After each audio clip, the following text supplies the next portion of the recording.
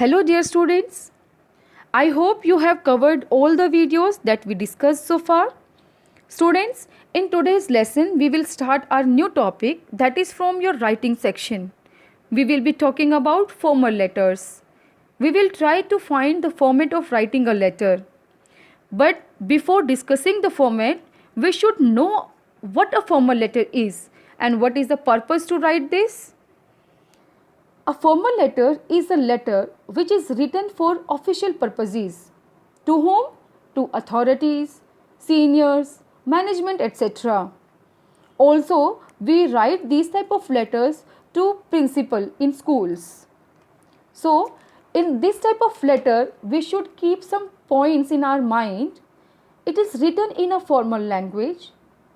It is written in appropriate language.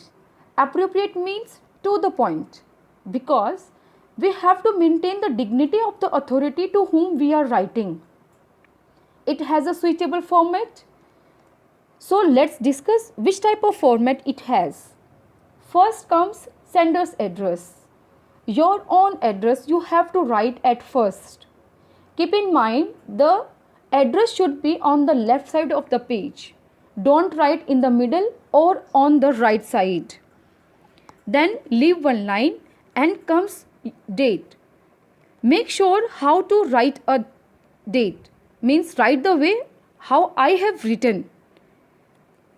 See, day, month and year. Make sure you should write full spelling of the month. Don't use short form.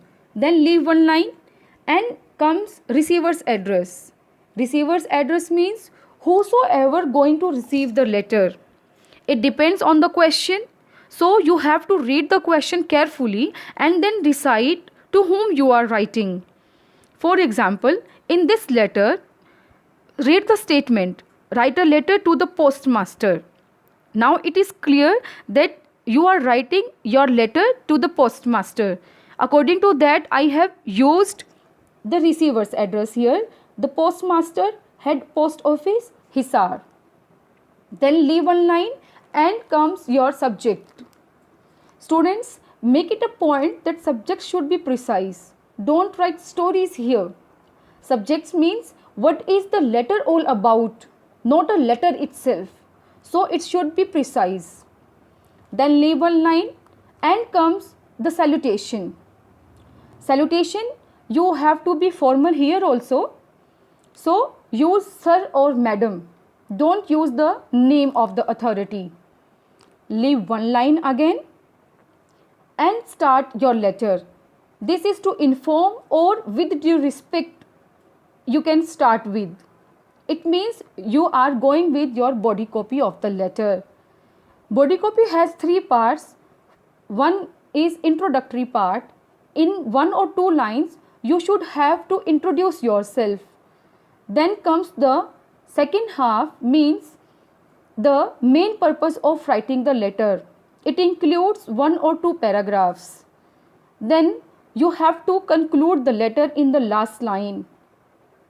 After that, thanking you, and comes your subscription.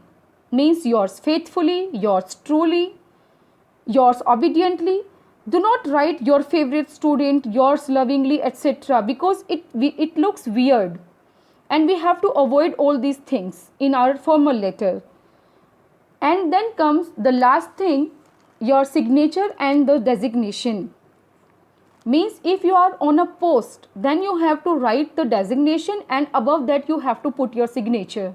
If you are not on any designation, then just go with your name only. That is the format of the formal letter. You have to follow it and revise from your grammar book. On page number 191 and 92, you will get some applications and formal letters. So today's homework is your first example. Write an application to the principal of your school for issue of a duplicate identity card since you have lost your original one. So that's all about the letters, beta. Have a nice day. Keep reading, keep studying. All the best.